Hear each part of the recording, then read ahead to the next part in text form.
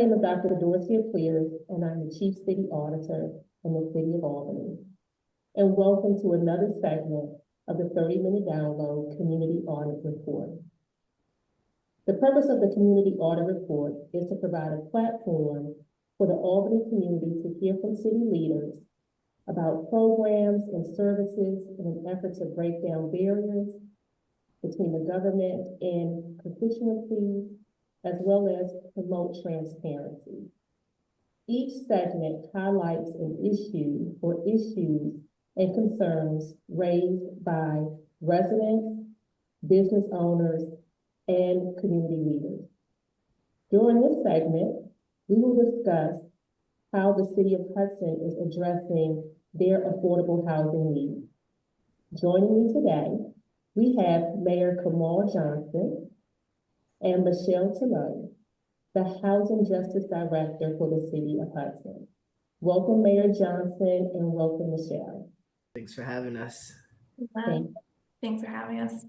Thank you both for being here. So we're going to jump into some questions. And the first question, and Mayor, feel free to take the first question. How would you describe the housing market in Hudson, and how has it evolved over the years? Yeah, the housing market right now is still hot, and we've kind of seen it really go through the roof through COVID. Hudson's a very unique city, so you get that inner city feel, but everything around Hudson is rural, so you get that country feel as well. So when COVID hit, we really saw housing go through the roof as people wanted to migrate from larger cities to a city like Hudson that kind of gives them everything that they were living with before, but also that, you know, hiking and kayaking and all of that good stuff as well. So we seen, you know, prices increase and wages not increase at the same rate. So it really threw everything out of whack. And, you know, whenever there's an issue with supply and demand, you know, that raises the rates incredibly. And Michelle, would you like to add anything to that? Just to put some numbers on like how hot the market is, our like median house for sale is above, it's close to about $500,000. But the median wage a person they could afford a house for about $200,000. So there's about a $300,000 gap between what people can make and what they can buy. And then for rents, like a median new listing on Zillow, you're looking at about $2,500. So things are, the prices are steep. Wow. So would you say that Hudson is experiencing a housing crisis? Absolutely. We have waiting lists for our low income and affordable housing projects that are, you know, down the block and around the corner. You know, we've seen a almost 40% decline in our Black population due to housing issues.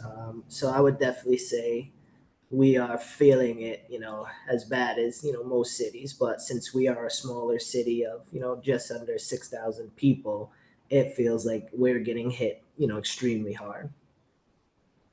Yeah. And so you mentioned a decline in your Black population. Where are folks going? Yeah, a lot of folks are moving, you know, throughout the county. Some are going to the capital region. You know, we're doing our best to keep folks who want to live here and have been rooted here remaining in Hudson. But, you know, it's definitely tough. And so when we think about the housing crisis that you all are experiencing, what would you say is the leading cause? So you talked about the cost of housing in comparison to how much people are earning. What would you say is the leading cause? I think there's a number of factors. Michelle, if you want to give some hard statistics. Yeah. I mean, on the demand side, right? Like like the mayor said, we're a small market and the demand went so high during COVID. And a big issue is that there's just an in terms of demand, there's a lot of second home ownership. And again, people can pay pretty high prices. So landlords have been increasing rents or just selling what was, a lot of people can walk down and say, I used to live in that apartment and now it's a single family house. Also short-term rentals. We have pretty good data that about 6 to 10% of our housing stock is being used for short-term rentals. So all of that, for the most part, used to be like rentals.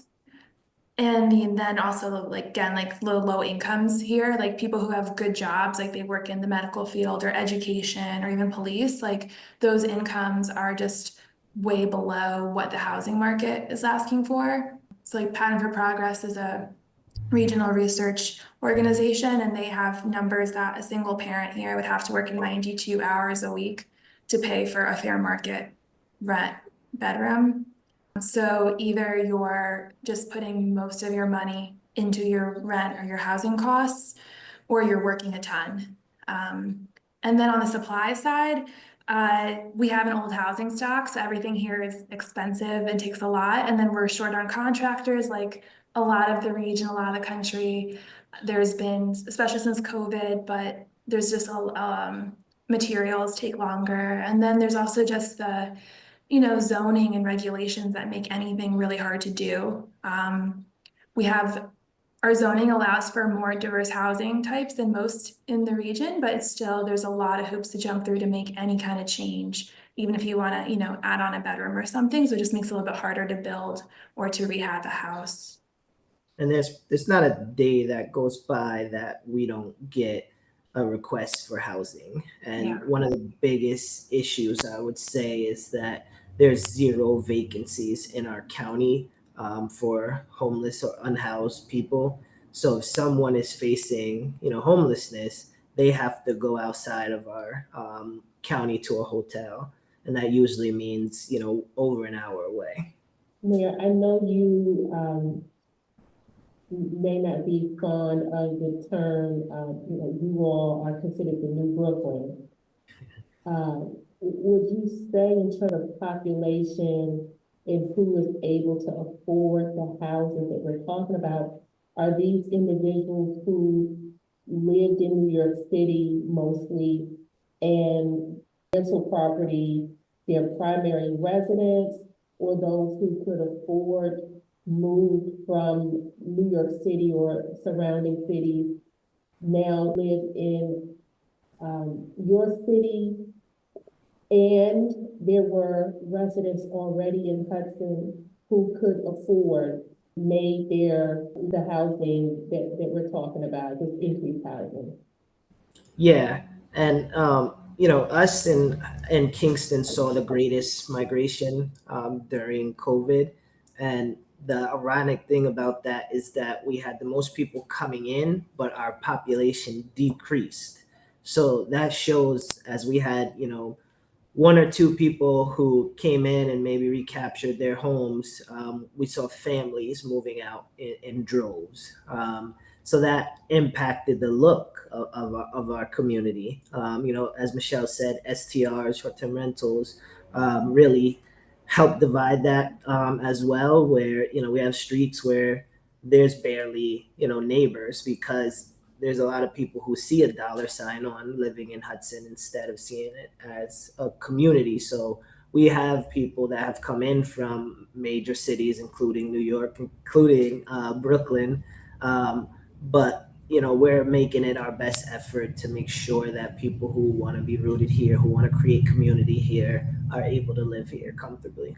And what steps are you all taking to best understand your housing market? So to understand like the housing market, I like to look to numbers and talk to people. So on the quantitative side, we've done a series of studies. We did a housing needs assessment in 2017. We did a strategic housing action plan in 2018. We did an affordable housing development plan in 2021, and we just did a community profile as part of our comprehensive plan. Additionally, like in my role, I follow all the numbers very regularly to get a sense of income levels, apartment sizes, demographics, stuff like that, to kind of really, and even things like a short-term rental, right? There's a big difference between someone who has an extra apartment that they're renting out sometimes help pay their mortgage, and someone who buys up multiple buildings and kicks out the tenants, right? So like, I think really getting down to the nuances of any data point, understand specifically what the issues are. And then on the qualitative side, like we've done a lot of formal and informal community outreach. 2021, we did a big housing push. We got almost about 500 people involved, and it ranged from everything from online surveys to mayor did town hall meetings to focus groups to we had community ambassadors. We gave stipends to people from the low-income housing apartment buildings to talk to their neighbors and learn more. And we'll go through waves, or sometimes we do a big push with a lot of, pop-up events or go to the senior center, and then we'll take time to reflect and see who have we not heard from, what are we missing. So I think it's it's not like a one-time thing, but it's this continuous look at the data, talk to people, reflect, repeat. You say there have been challenges to collecting both the quantitative and qualitative data. Yes. Are you able to elaborate on what some of those challenges have been? I think the biggest challenge is that people are busy, and it takes time on people's ends to, have a conversation and to connect with people. And again, most people are working a lot. So I think just finding a time to have those conversations is a big one. We're a very small team in the city of Hudson, so just capacity on our side is limited. And then also just data. We got, census level data, which lags behind several years. And a lot of times there's a sampling rather than an actual count. And then, we have all these pieces of data we can piece together. But nothing is giving you like, if you want to say like, how many people this income level are definitely going to need an apartment that costs $1,000 a month, like it's going to be almost impossible to get those exact numbers because there just isn't the data. So you have to like come at it from so many different angles to kind of create a composite picture of the need. Yeah, and I would just add that, we're also dealing with a community that's changing so much, and there's, a fear. And we have so many people that are working multiple jobs just to keep up with the changes, as well as, just when you have a housing crisis, the effects that it feels on the community. One of our highest employers in the county is our hospital, and they have over 200 open positions right now. So the current workforce is being overworked, and no one wants to take time for a survey or to talk about the housing crisis when they're living in a crisis. So it's tough. We have to be very creative in how we create initiatives and get the word out there, understanding that a lot of these communities have been told that there's going to be changes in the past, and things might not have moved as fast as people want them to. Thank you for that. And you all are doing a lot from my perspective. You talked about how you are collecting data to understand the magnitude of the crisis. Can you share with those who will be viewing what tangible steps you've taken to not just understand the problem, but address the problem? I'll give some steps, and Mayor, if you want to jump in. We look at this like on a spectrum of emergency solutions that are kind of band-aids, and then like long-term solutions that are going to take a while to manifest. On the short-term side, we created an emergency rental and foreclosure assistance program that the city manages with the local nonprofit Greater Hudson Promise Neighborhoods, and we will help with rent. We'll talk to landlords. We'll go to court. And just this year alone, we've prevented 100 people from being evicted, and most people are still stably housed. Another thing is the mayor helped create a universal basic income program that just gave money to people and said, here, use this.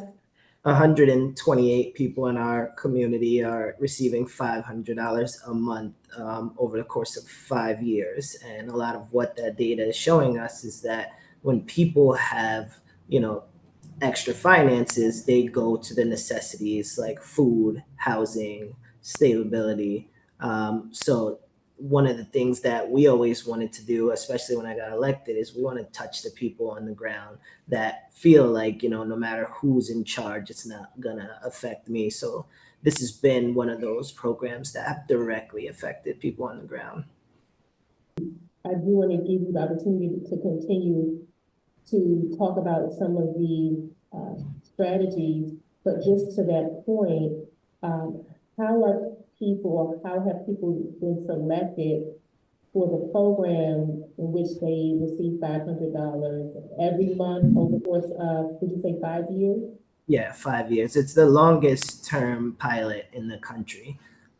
So we had a lottery system. The only requirements were that you had to be 18 years old, 18 or older, live in the city of Hudson, and be at the medium income line or lower.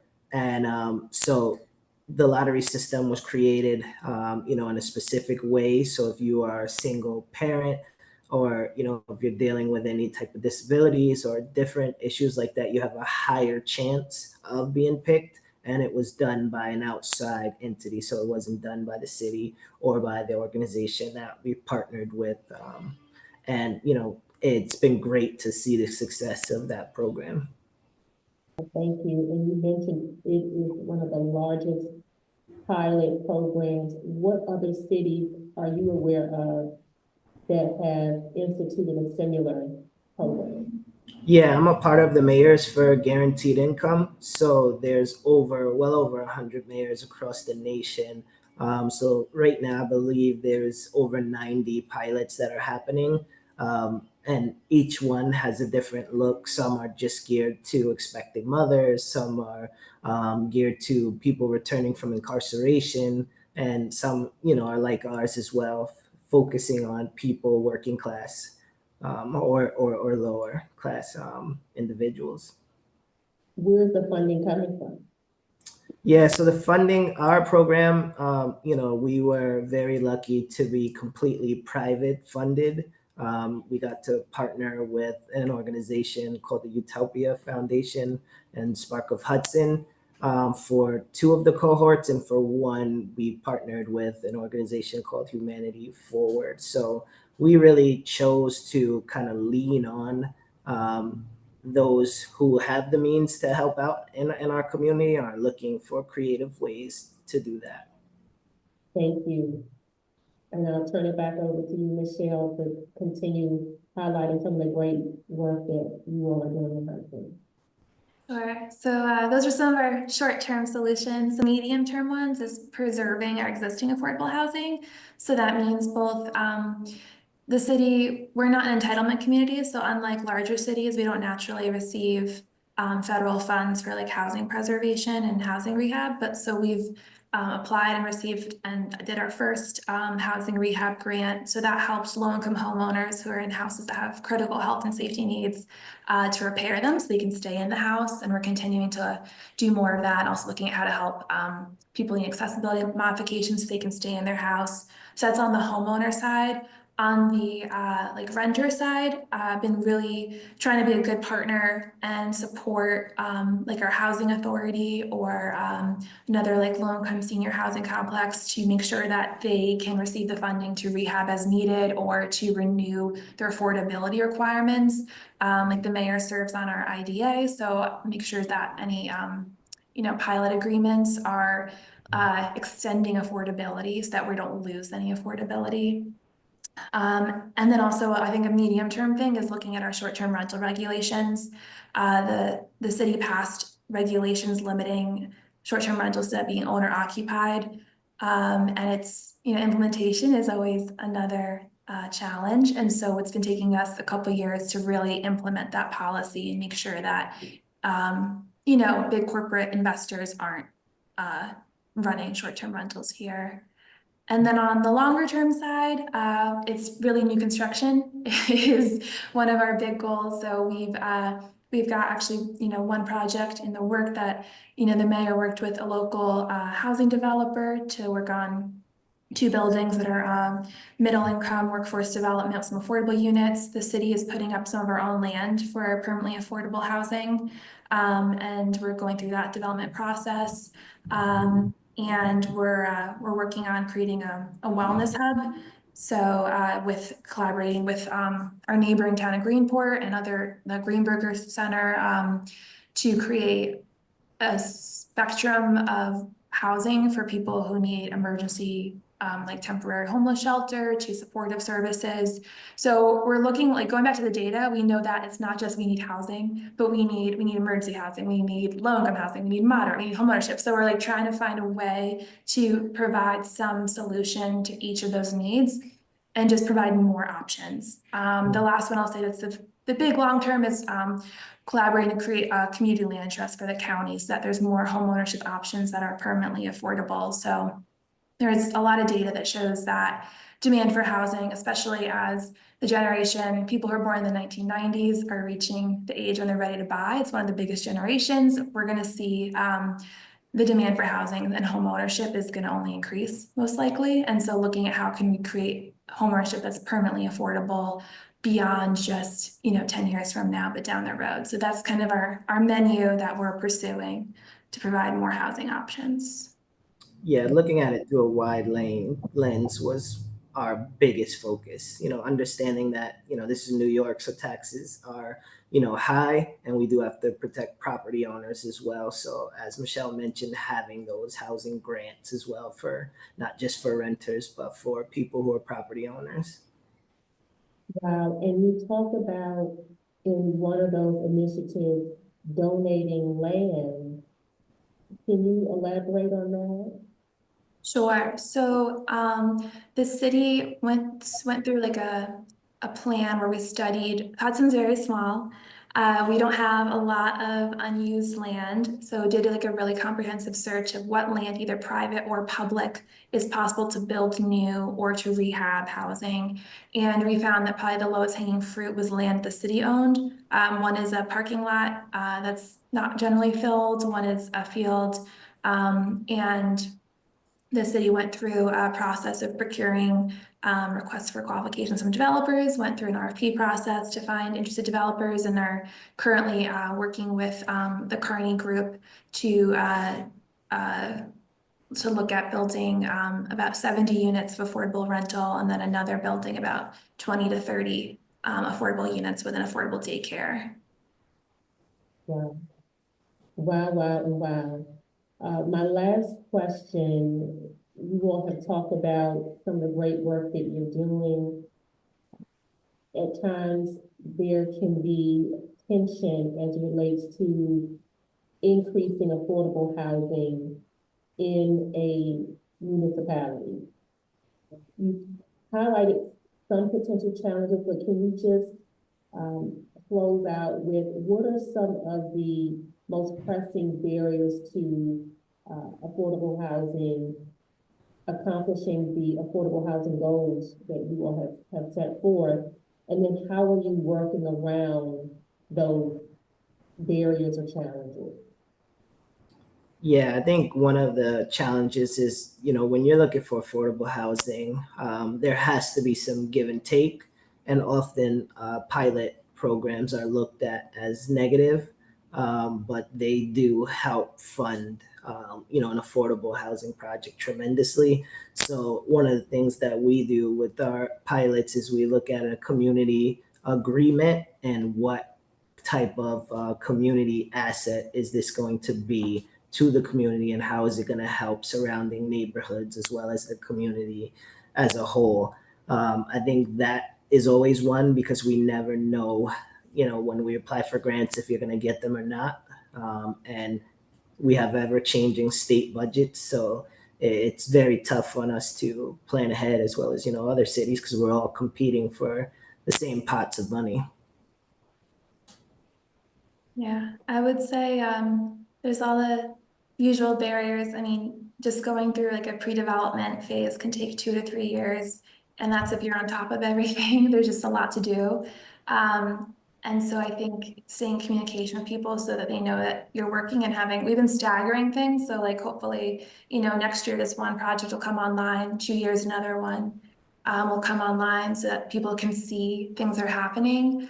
I also think there's always a lot of NIMBYism, or there's a stigma with affordable housing, and Something like Mayor Johnson's really good at is he'll tell people, okay, come meet me here and I'll give you a tour of this building and you can come see that this needs to be rehabbed or come talk to people. And some people you're not going to change their mind, but a lot of people, if they actually have like physical contact with, the housing development or the site needs to be rehabbed or people who need housing, a lot of times they're going to say, oh, okay, yeah, like I understand why this is important.